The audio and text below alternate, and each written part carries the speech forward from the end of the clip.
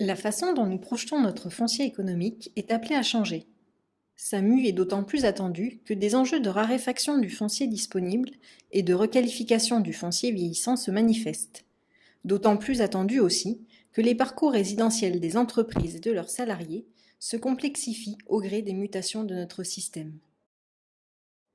Ce simple constat soulève des enjeux pour le développement économique de demain.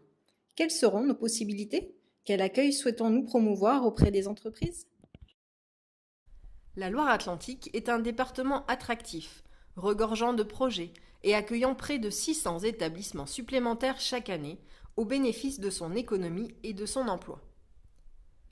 Pour les accueillir tout en restant raisonnables sur notre consommation d'espace, les sites d'activité sont appelés à se métamorphoser et nous allons devoir collectivement balayer quelques a priori. Parmi les idées reçues, nous pouvons citer que la croissance économique dépend principalement des terrains disponibles en zone d'activité.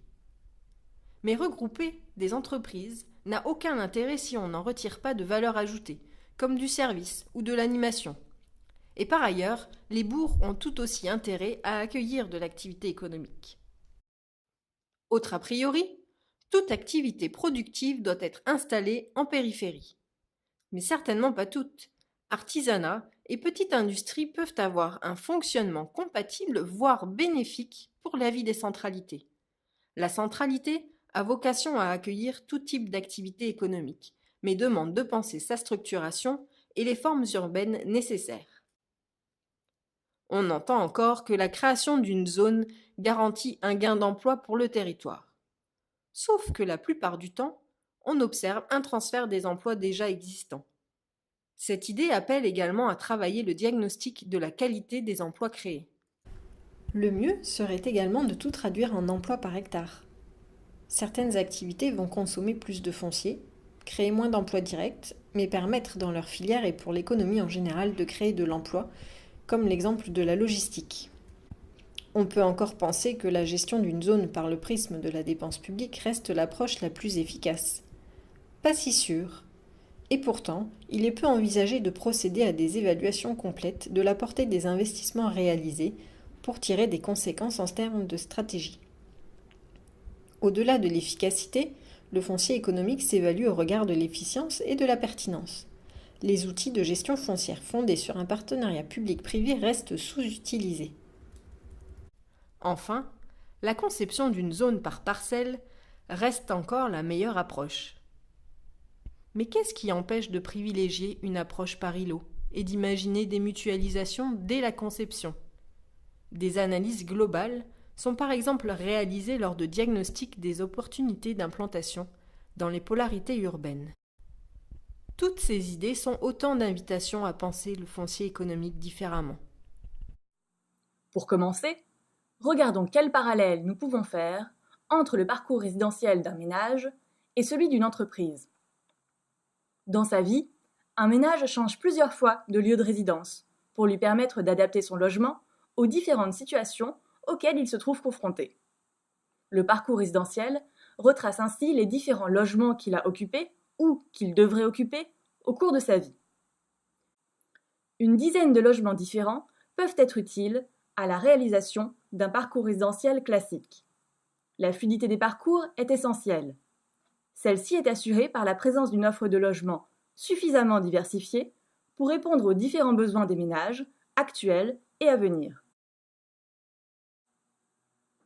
Pour une entreprise, il n'y a pas de parcours classique, mais une dizaine de locaux différents peuvent aussi être utiles à la réalisation du parcours résidentiel de chaque entreprise.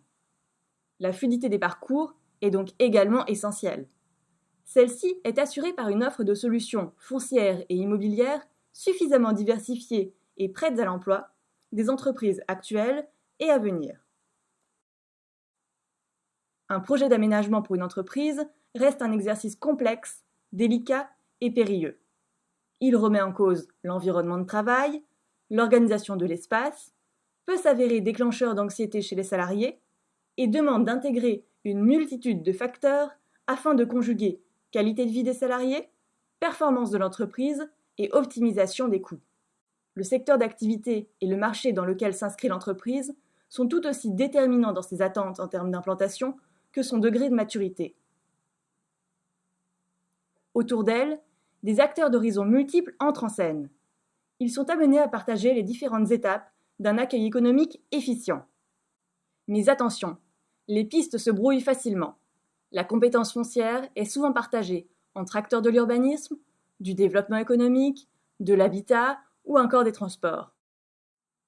Du cahier des charges à la livraison, la temporalité des projets d'implantation ou d'extension peut s'avérer très longue. Alors comment s'y prendre? Comment s'y retrouver pour accueillir les entreprises dans les meilleures conditions pour elles comme pour la collectivité? Pour trouver le bon cap, 3 angles nous donnent la direction aujourd'hui en Loire-Atlantique. L'adéquation entre l'offre et la demande, la place des activités productives dans le tissu urbain et la compétitivité des sites d'activité.